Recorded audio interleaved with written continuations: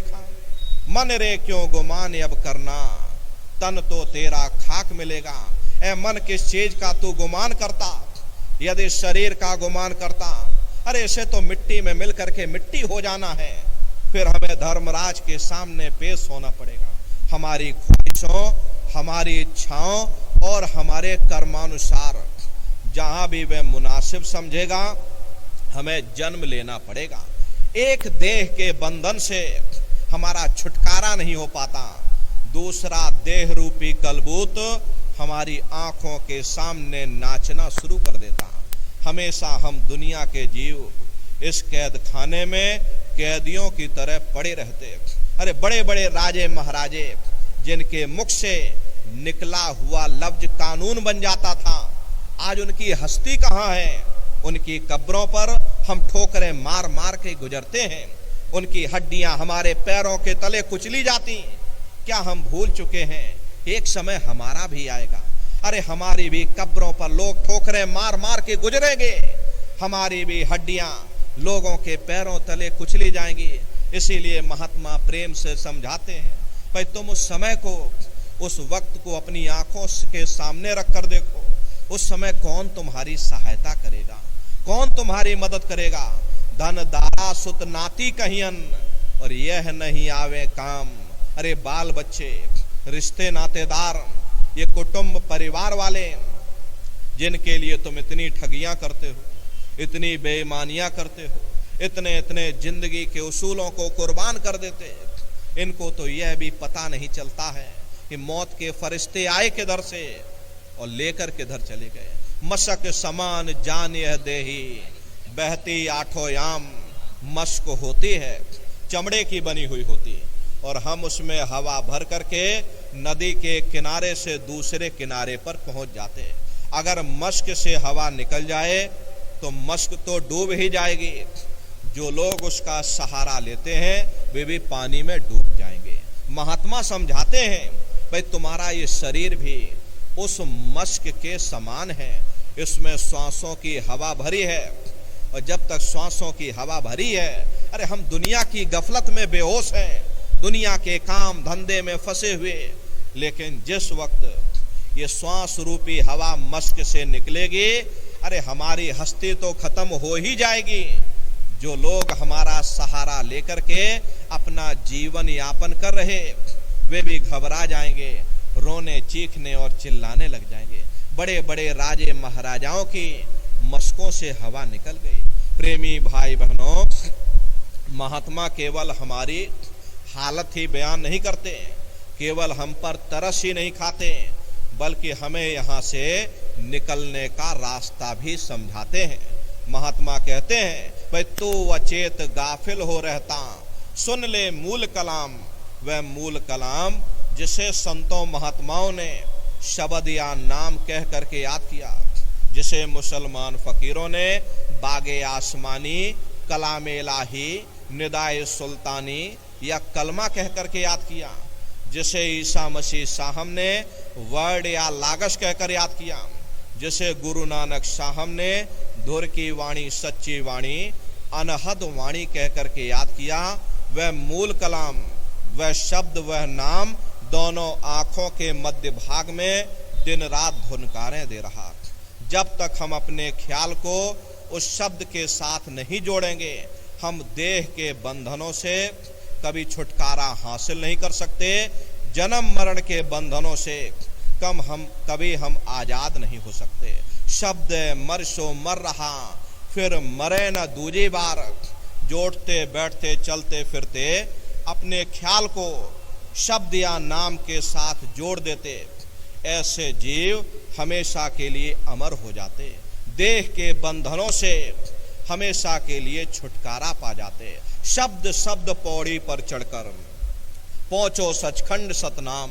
संत मत कोई मजहब नहीं, यहाँ ना कोई हिंदुओं के लिए लिहाज है, न मुसलमानों के लिए लिहाज है, न सिख या ईसाइयों के लिए लिहाज है। अरे भाई, आप हिंदू होकर के अंदर जाओ, आप मुसलमान होकर के अंदर जाओ, आप सिख और ईसाई होकर के अंदर जाओ, संतों का उपदेश सबके लिए एक ही होता है। ताते पहले गुरु को ध्याओ, और काम सब पीछे जान, गुरु की मूरत हृदय बसाओ, चंद्र चकोर प्रीत घटियान। रूहानियत की तालीम पूर्ण गुरु से प्राप्त होती है, जो शब्द या नाम के भेद को जानते हैं। ऐसे पूर्ण गुरु की खोज करो। प्रेमी भाई बहनों, गुरु सोई जो शब्द सनेही। गुरु कोई लाल पीले कपड़े का नाम नहीं, गुरु कोई जटा जूट का नाम नहीं, गुरु कोई दाढ़ी और बाल का नाम नहीं, गुरु कोई वेशभूषा का नाम नहीं।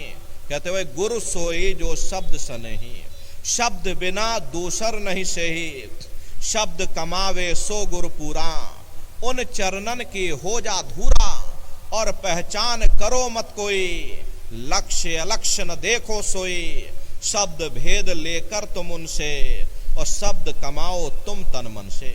यानी शब्द स्वरूपी शब्द अभ्यासी महात्माओं की खोज करो, जो शब्द या नाम के भेद को जानते हो। ऐसे महात्माओं की खोज करो, ऐसे महात्माओं की संगत और सोहबत करो, क्योंकि हमारा ये जो मन है ये संगत और सोहबत का बहुत जल्द असर लेता। यदि आप शराबियों के पास बैठोगे तो शराब पीने की आदत पड़ जाएगी, और यदि जुआरियों के पास बैठोगे तो जुआ खेलने की आदत पड़ जाएगी। कबीर साहब ने लिखा है कि कबीर संगत साधु की, जौ की भूसी खाए, खीर खान भोजन मिले, साकत संग न जाए। अगर मालिक के भक्तों और प्यारों की संगत में जाकर के हमें सूखे टुकड़े खाने को मिल जाएं, तो वे मनमुखों की संगत में जाकर के और खीर हलवा और स्वादिष्ट भोजन से कई लाख दर्जे अच्छे हैं। इसीलिए महात्मा कहते हैं, भाई अगर तुम मालिक को पाना चाहते हो तो गुरुमुखों की संगत करो, उनकी सोहबत करो, उनके सत्संग वचनों को सुनो, अपनी शंकाओं को दूर करो, उनसे प्रीत और प्रतीत करो। प्रेमी भाई बहनों, प्रेम ऐसा होना चाहिए जैसे चकोर और चंद्रमा का प्रेम होता। चकोर एक पंछी होता, पूर्णमासी के अवसर पर जब पूरा चांद निकलता है तो अपना पूरा ध्यान उस चंद्रमा में लगा देता। ज्यों ज्यों चंद्रमा ऊपर उठता, त्यों त्यों चकोर की गर्दन ऊपर उठती चली जाती। एक समय ऐसा आता, उसकी प्रेमी भाई बहनों गर्दन उसके पूंछ के साथ जुड़ जाती, लेकिन वह चंद्रमा का ध्यान नहीं तोड़ता। महात्मा कहते हैं, भाई ऐसा प्रेम साधक को अपने गुरु के साथ होना चाहिए। जब लगे ऐसी प्रीत न होवे, तब लग साधन यही बखान। जब तक चंद्रमा और चकोर जैसी प्रीत न हो, तब तक साधक को चाहिए कि अपने हृदय में गुरु के प्रति प्रेम और प्यार पैदा करने की कोशिश करें। अब गुरु के प्रति प्रेम और प्यार पैदा होना ये कोई मामूली बात नहीं है, क्योंकि जन्म जन्मांतरों से हमारे आपके ऊपर कर्मों के बोझे लदे हुए हैं, जो हमें महात्माओं की तरफ जाने नहीं देते। कबीर साहब ने लिखा है कि कबीर पापी भगत न भावई, हर पूजा न सुहाए, माखी चंदन पर हरे, जहां विगंध तह जाए। जिस तरह से मक्खी चंदन या कस्तूरी पर नहीं बैठती, बल्कि रात दिन गंदगी में भिन भिनाती रहती, ठीक उसी प्रकार से हम मनुष्यों का हाल है। हमारे आपके बुरे खोटे पाप कर्म हमें महात्माओं की तरफ जाने नहीं देते, बल्कि रात दिन इंद्रियों के भोग और रोग में जलते रहते। इसीलिए महात्मा कहते हैं, भाई अगर तुम मालिक को पाना चाहते हो, तुम जन्म मरण के बंधनों से आजाद होना चाहते हो, तो गुरुमुखों की शरण में चले जाओ, उनके सत्संग वचनों को सुनो, उनसे प्रीत करो, प्रतीत करो। अरे सतगुरु पर करो भरोसा, फिर करो न कुछ अफसोसा। बगैर भरोसे और विश्वास के एक कदम चलना भी मुश्किल पड़ जाता। देखो, जब हम रेलवे स्टेशन पर जाकर के टिकट खरीद करके रेलगाड़ी में बैठ जाते हैं, तो हमें पूरा भरोसा होता है कि हम अपने स्थान पर जरूर पहुंच जाएंगे, और भले ही रेलगाड़ी लेट हो जाए, लेकिन पूरा भरोसा रहता है कि हम अपने गंतव्य स्थान तक जरूर पहुंच जाएंगे। ठीक उसी प्रकार से जब सतगुरु ने हमें नाम दे दिया, धुरधाम जाने की टिकट दे दी, एक ना एक दिन हम अपने घर सच्चे देश सच्चे वतन जरूर पहुंचेंगे। इसलिए प्रेमी भाई बहनों, महात्मा कहते हैं, भाई अगर तुम मालिक को पाना चाहते हो तो गुरुमुखों की संगत करो, उन पर भरोसा रखो, उन पर विश्वास रखो, उनके सत्संग वचनों को सुनो, अपनी शंकाओं को दूर करो और दीनहीन बन करके छोटी से छोटी सेवा करते हुए और जो वो बताएं उनके बताए हुए रास्ते पर चल करके सुरत शब्द नाम की कमाई करो। सुरत शब्द नाम की कमाई करना, सब जतन दूर अवधरना। कोई दूसरा उपाय करने की जरूरत नहीं, कोई तीसरा विकल्प अपनाने की जरूरत नहीं। ऐसा मत करिएगा कि गंगा गए तो गंगा राम बन गए और जमुना गए तो जमुना दास बन गए, चलो जब भी कर लें तब भी कर लें और पूजा भी कर लें, पाठ भी कर लें, कोई ना कोई उपाय कारगर होगा ही। प्रेमी भाई बहनों, इस बात को हमेशा ध्यान में रखिएगा, जो पानी 100 सुराखों से बहेगा वो कभी खेत नहीं सींच सकता। अगर हम अपने ध्यान को दुनिया में चारों तरफ फैलने देंगे, हम कभी कुछ भी